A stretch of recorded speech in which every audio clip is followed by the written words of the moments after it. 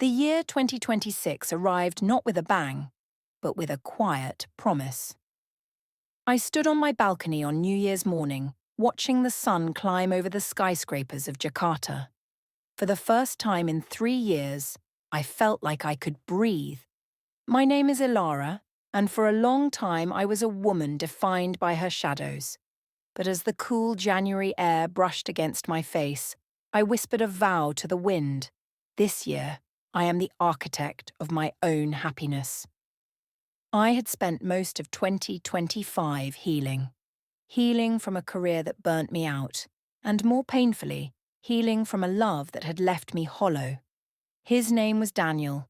He was my first everything, my first love, my first heartbreak, and my first lesson in how silence can hurt more than words. When we broke up, I felt like a compass that had lost its needle. I didn't know which way was north, but today was different. I had a new apartment, a new job in a creative agency, and a notebook filled with life directions for 2026. I wanted to travel. I wanted to learn how to play the cello, and most importantly, I wanted to be whole again. I was tired of looking at the rearview mirror of my life. I wanted to look at the road ahead. The morning was perfect. I decided to walk to my favourite local bakery. The streets were quiet, the city still recovering from the midnight celebrations. I felt light, almost invisible in the best way possible. I sat down at a small table near the window, sipping an oat milk latte and opening my book. I thought I was safe. I thought the past was a closed book, gathering dust on a shelf far away. I didn't know that the universe has a strange sense of humour. I didn't know that just as you decide to move on, the past often decides to knock on your door. As the bell above the bakery door chimed, a familiar scent filled the air, sandalwood and rain. I didn't need to look up to know who it was. My heart, which I thought I had trained to be still, gave a violent, painful thud. I kept my eyes fixed on my book, but the words became a blur. I could feel him. It's a strange thing about love. Even when the person is no longer yours, your soul still recognizes their frequency. I heard him order a black coffee, no sugar, just like he always did. His voice was deeper now, more grounded, but the cadence was the same one that used to whisper secrets into my ear in the middle of the night. Ilara? The sound of my name in his voice felt like an electric shock. I slowly looked up. Daniel stood there, holding his coffee cup. He looked older. There were faint lines around his eyes that hadn't been there before, and his shoulders seemed heavier, as if he had been carrying his own set of shadows. Daniel, I said, my voice steadier than I expected. Happy New Year. Happy New Year, he replied, a hesitant smile touching his lips. I didn't think I'd see you here. I thought you moved to the south. I moved back, I said simply. New year, new direction. An awkward silence stretched between us, a silence filled with the thousands of things we never said during our messy ending.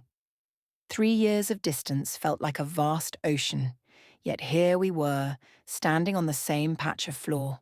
I saw him glance at my notebook, at the words Life Direction 2026 written in bold ink. Are you heading somewhere? He asked, gesturing to the book. I am, I said, looking him in the eye. I'm heading forward. What about you, Daniel? Are you still running? He looked down at his coffee, a shadow of regret crossing his face. I'm trying to stop. That's actually why I'm back in town. I realize that you can't build a future if you're still haunted by the ghosts of what you threw away.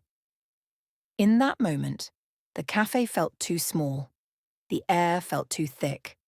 I had spent years preparing for this encounter in my head, but the reality was far more complicated. Was this a sign? Or was it a test? As I looked at Daniel, I realized that my life direction for 2026 might be more challenging than I thought.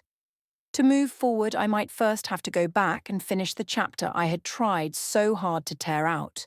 I walked home from the bakery, but my feet didn't feel like they were touching the ground.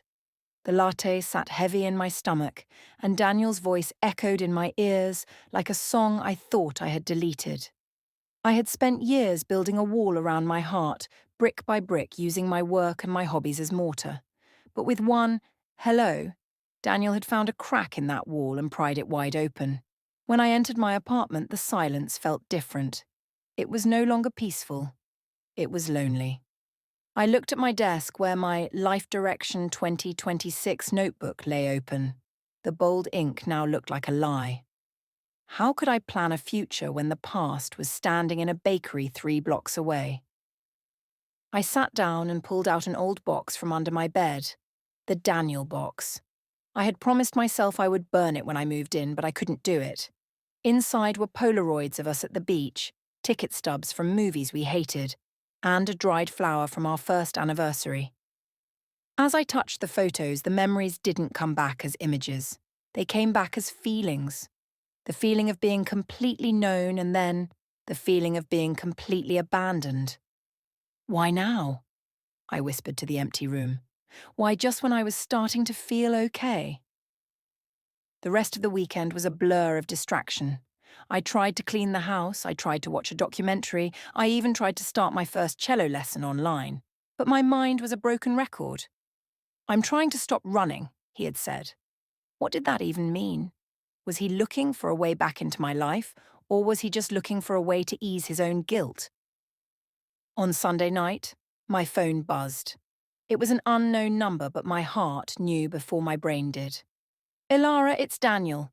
I know I'm the last person you want to hear from, but I couldn't stop thinking about what you asked. I'm not running anymore. I'd like to explain why I left. Not for you to take me back, but so you don't have to carry the why anymore. Coffee on Tuesday? Same place? I stared at the screen for an hour. My direction for 2026 said, don't look back. But my heart said, you need the truth to be free. I realized that an unfinished chapter is like an open wound. You can cover it with a bandage, but it won't heal until you clean it. I picked up my phone, my fingers trembling. I typed 3 letters that felt like £100. Yes. I didn't know if I was making the biggest mistake of the year or the best decision of my life. But as I closed my eyes that night, I realized that 2026 wasn't going to be the year of running away. It was going to be the year of facing the things that made me run in the first place. Tuesday arrived with a heavy grey sky. I dressed carefully, not to impress him, but to protect myself. I wore a high-collared sweater and my favourite trench coat, clothes that felt like armour. As I walked back to the same bakery, the city felt different. Every corner seemed to hold a memory of the 3 years we spent together. I remembered us laughing under a shared umbrella just 2 blocks from here. I remembered the way he used to hold my hand in his coat pocket. When I stepped inside, he was already there. He was sitting at the same table where I had been on New Year's Day. He looked nervous, tapping his fingers against the ceramic mug. The ghost wasn't just in the room, it was sitting right in front of me. You came, he said, standing up as I approached. I needed to, I replied, sitting down. I didn't order anything. I didn't want to stay a second longer than necessary. You said you wanted to explain. I'm listening, Daniel. Why did you leave without a word? Why did you let me think it was all my fault? He took a deep breath, his eyes searching mine. It was never your fault, Ilara. That's the irony. I left because I was terrified of how much I loved you and how much I was failing at everything else in my life. My father's business was collapsing, I was drowning in debt, and I felt like a loser. I thought if I stayed, I would just pull you down into the dark with me. I felt a sharp pang of anger. So you decided for both of us? You thought the best way to save me was to break my heart? I was a coward, he admitted, his voice cracking. I thought if I disappeared, you would hate me and move on faster. I didn't realize that silence is a wound that never closes. I spent 3 years in Singapore trying to rebuild my life, trying to become someone worthy of you. But every success felt empty because I didn't have you to share it with. I looked out the window at the rain starting to fall. For 3 years I had imagined this moment. I had imagined him begging for forgiveness, and I had imagined myself walking away with a cold smile. But now that it was happening, I didn't feel powerful. I felt exhausted. I'm not the same girl, Daniel, I said softly. The Alara you knew died the night you left. I've built a life without you. I have goals for 2026 that don't include waiting for someone to come back from the dead. He reached across the table, his hand stopping just inches from mine. I know, and I'm not asking for the old Ilara. I'm asking if there's a place in your new life for the new Daniel. I don't want to be a ghost anymore. I want to be real.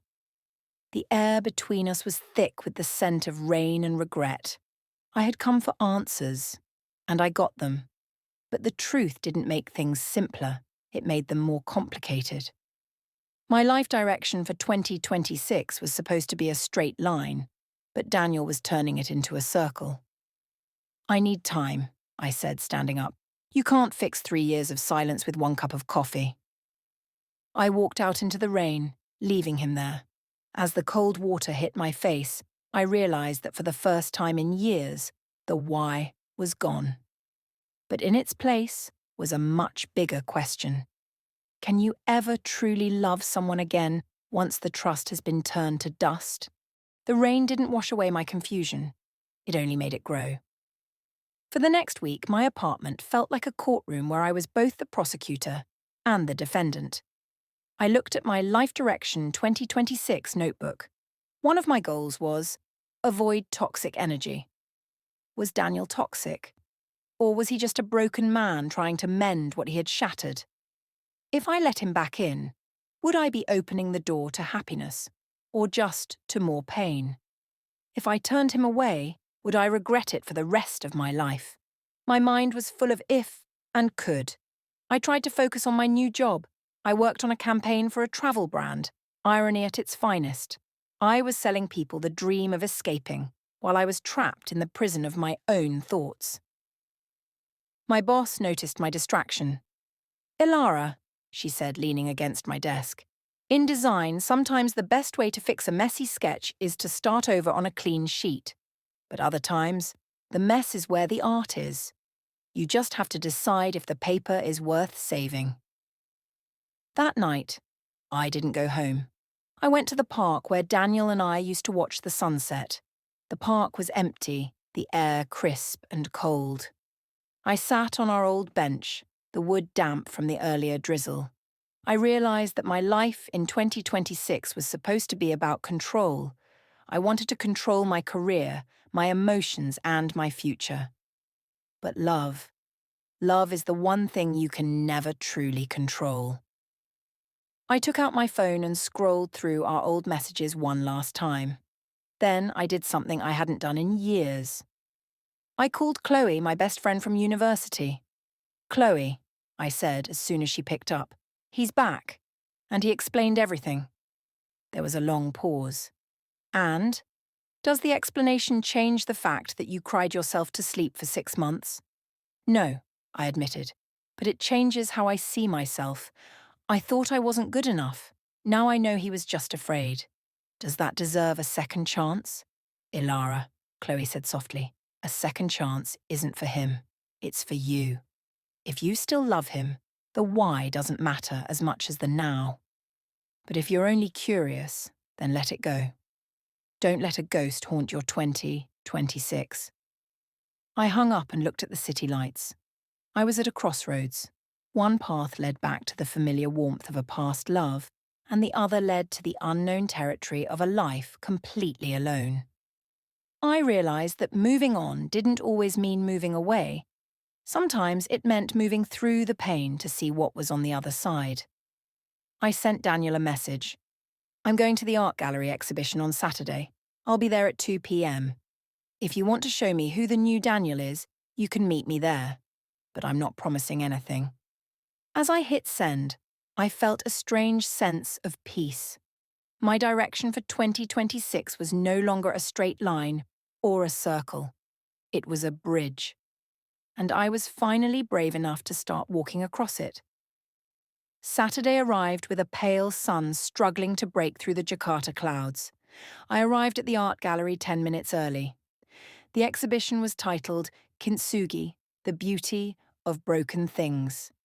It felt too relevant, almost like the universe was mocking me again. Kintsugi is the Japanese art of repairing broken pottery with gold, making the scars the most beautiful part of the object. I stood in front of a shattered vase held together by golden veins, wondering if a human heart could ever truly be repaired the same way. I heard his footsteps before I saw him. They were steady now, not the hesitant shuffle I remembered from the bakery. Daniel was wearing a simple navy coat, looking more like the man I once loved, yet entirely different. He stood beside me, both of us staring at the golden scars of the vase. "It's beautiful, isn't it?" he whispered. "The idea that something isn't ruined just because it broke, that it can be stronger because of the repair." "It's an expensive way to fix a mistake, Daniel," I replied, not looking away from the art. "In real life, the gold is hard to find. Most people just throw away the pieces because it's easier than trying to glue them back together." "I know," he said softly. "I threw the pieces away 3 years ago. I thought I was protecting you, but I was just being a coward who couldn't handle the pressure of being broken. I've spent the last year in therapy, Alara. Not because I wanted you back, but because I hated the man I had become, a man who ran when things got hard." We walked through the gallery in silence for a while. Each painting seemed to spark a conversation about our past, but without the shouting or the tears that used to define our arguments. We talked about the trip to Bali we never took. We talked about the small apartment we almost rented. It was like we were looking at a museum of what-ifs. "Do you remember the night it rained so hard we had to stay in that tiny 24-hour convenience store?" Daniel asked, a genuine smile finally breaking across his face. "We shared a single bowl of instant noodles and talked about our dreams until the sun came up." I laughed, despite myself. "I remember. You told me you wanted to open a bookstore in a quiet town. I told you I wanted to change the world with my designs. And look at you now," he said, stopping in front of a vibrant abstract painting. "You're doing it. You're working for one of the best agencies in the city. You look powerful, Ilara. You have this light in your eyes that wasn't there when we were together. Back then, you were always trying to make me happy. Now you look like you've finally made yourself happy." His observation hit me harder than any apology could. He was right. In the 3 years of his absence, I had found the version of myself that didn't need a man to feel valid. I had found my own voice in the silence he left behind. We walked through the gallery in silence for a while. Each painting seemed to spark a conversation about our past, but without the shouting or the tears that used to define our arguments. We talked about the trip to Bali we never took. We talked about the small apartment we almost rented. It was like we were looking at a museum of what-ifs. "Do you remember the night it rained so hard we had to stay in that tiny 24-hour convenience store?" Daniel asked, a genuine smile finally breaking across his face. "We shared a single bowl of instant noodles and talked about our dreams until the sun came up." I laughed, despite myself. "I remember. You told me you wanted to open a bookstore in a quiet town. I told you I wanted to change the world with my designs. And look at you now," he said, stopping in front of a vibrant abstract painting. "You're doing it. You're working for one of the best agencies in the city. You look powerful, Ilara. You have this light in your eyes that wasn't there when we were together. Back then, you were always trying to make me happy. Now, you look like you've finally made yourself happy." His observation hit me harder than any apology could. He was right. In the 3 years of his absence, I had found the version of myself that didn't need a man to feel valid. I had found my own voice in the silence he left behind. We reached the end of the exhibition, a large installation of hanging glass shards that caught the light, creating 1,000 tiny rainbows on the floor. "I don't want to go back to how we were, Ilara," Daniel said, turning to face me. "That relationship was immature and full of secrets, but I'd like to know if we can build something new. Not a repair of the old vase, but a completely new creation. I'm not the ghost you remember, and you're certainly not the girl I left." I looked at the rainbows on the floor. My life direction for 2026 was originally about moving forward in a straight line, away from everything that hurt. But maybe the best way to move forward was to integrate the past into the present, to be like the kintsugi vase, to acknowledge the breaks, but to fill them with the gold of wisdom and forgiveness. I'm going to a concert next Friday, I said, my heart racing.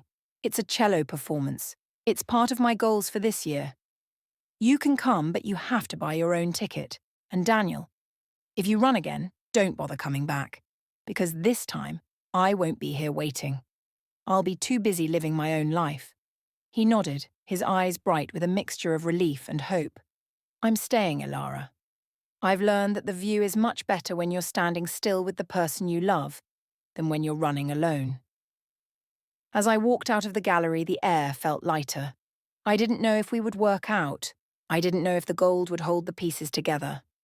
But for the first time in 2026, I wasn't afraid of the what-ifs. I was the architect of my life, and I was choosing to build a bridge. Friday night arrived, and for the first time in a long time, I wasn't nervous about a date. Perhaps because it wasn't exactly a date, it was an invitation into my world. The concert hall was intimate, filled with the scent of old wood and the hushed anticipation of the audience. I sat in the fifth row, holding my program tightly. One of my goals for 2026 was to embrace the low frequencies, the deep, soulful sounds of the cello that I had always loved but never pursued. I felt a presence beside me just as the lights began to dim. Daniel slid into the seat, slightly out of breath. He didn't say a word. He just handed me a single white camellia. It was my favourite flower, one that symbolised longing and purity. I tucked it into my coat, acknowledging the gesture with a small nod. The cellist took the stage. As the first bow stroked the strings, a deep, resonant note filled the hall. It felt like the sound was vibrating inside my chest, shaking loose the last remains of my bitterness. I closed my eyes and let the music tell a story of struggle, of falling, and finally of rising. I realized then that my life was like that music. The sad notes were necessary to make the high notes feel like a victory. After the concert, we walked through the cool night air. Daniel was unusually quiet. Usually he would try to fill the silence with jokes or plans, but tonight he seemed content just to walk beside me. You were right, Ilara, he said finally, as we stopped by a stone bridge.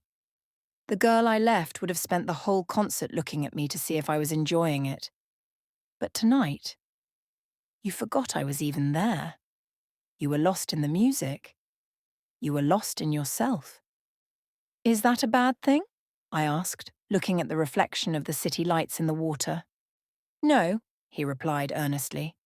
It's the most beautiful thing I've ever seen. It makes me realize how much I missed by leaving. I missed seeing you become you. I want to support this version of you, Ilara. I don't want to be the center of your world anymore. I just want to be in it. I'm starting cello lessons next week, Daniel, I said, turning to face him. It's going to take up my Tuesday nights, and I have a promotion I'm working toward at the agency. My life is full. If you're looking for the girl who will wait by the phone, you're in the wrong place. He smiled, a real, tired, but hopeful smile. I'll be the one calling you then. And if you're too busy, I'll wait. I've had 3 years of practice waiting for the courage to come back. A few days for a cello lesson is nothing. We reached my apartment building. The air was thick with the possibility of a kiss. That familiar magnetic pull that had once governed my entire existence. Daniel leaned in, but he stopped, waiting for my lead. I reached out and touched his cheek, but instead of a kiss, I just squeezed his hand. Good night, Daniel. Thank you for the flower, and thank you for listening. Good night, Ilara, he whispered. As I went upstairs, I didn't feel the usual post-date anxiety. I didn't wonder if he would text. I didn't wonder if I had said the right things. I went straight to my desk, picked up my notebook, and checked off another goal. Attend a live symphony. My direction for 2026 was becoming clearer every day. It wasn't about finding the perfect partner to complete me. It was about becoming a person so complete that any partner was simply a beautiful addition to an already magnificent song. I was no longer an echo of someone else's life. I was the melody. Trust is a fragile thing, like a piece of glass that has been shattered and glued back together. You can see through it, but the cracks are always there, distorting the view. My 2026 was going too well, and deep down I was waiting for the other shoe to drop. It happened on a rainy Tuesday, the same day I was supposed to have my first cello lesson. I was at a small bookstore looking for music sheets when I ran into Marcus. Marcus was Daniel's best friend back then, the one who knew all his secrets. We hadn't spoken since the breakup. "Ilara, you're back in town?" Marcus asked, looking genuinely surprised. We talked for a few minutes, the usual small talk, until I mentioned that I had seen Daniel. Marcus's expression shifted from friendly to uncomfortable. He looked away, fiddling with a book on the shelf. "So, did he tell you the whole story?" Marcus asked quietly. "About why he really left for Singapore?" "He said it was because of his father's debt and his own fear," I replied, a cold knot forming in my stomach. Marcus sighed, a heavy sound that filled the narrow aisle. "That was part of it, Ilara.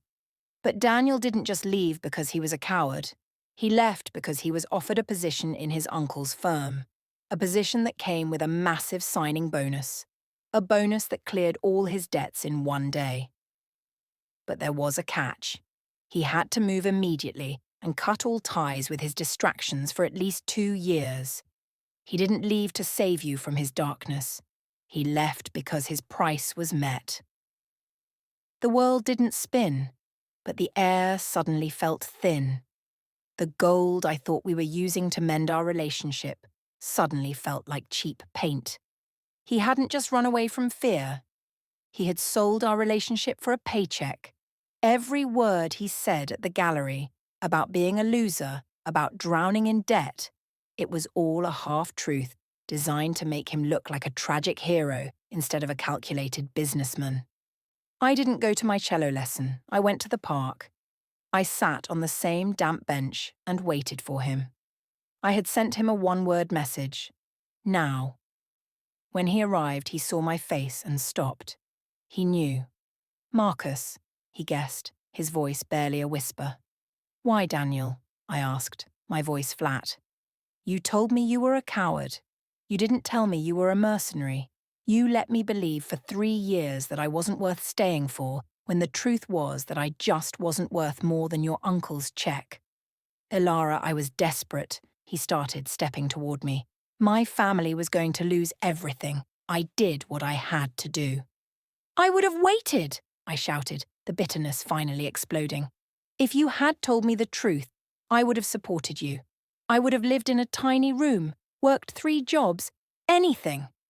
But you didn't give me that choice. You traded me for a clean slate. You didn't come back because you changed. You came back because you finally spent the money and now you're bored with your success." Daniel stood there, the rain soaking his expensive coat. He didn't have a clever answer this time. The new Daniel was just a more polished version of the old one, still hiding behind half-truths, still choosing the easy path over the honest one. "My direction for 2026 was about being real," I said, standing up. I felt a strange sense of clarity. The pain was there, but the confusion was gone. "I was trying to build a bridge, Daniel, but you can't build a bridge on a foundation of lies. I thought we were kintsugi, but we're just broken pottery, and some things are better left in pieces." "Ilara, please." "No," I interrupted. "I'm done listening to your versions of the truth. I have a cello lesson to catch up on, and a life that doesn't need a mercenary in it. Goodbye, Daniel. For real this time." I walked away, and this time I didn't look back. The bitter truth was exactly what I needed. It was the final piece of the puzzle. I realized that the most important life direction for 2026 wasn't about finding love or learning an instrument. It was about knowing your own worth and knowing that no amount of gold can fix a heart that refuses to be honest.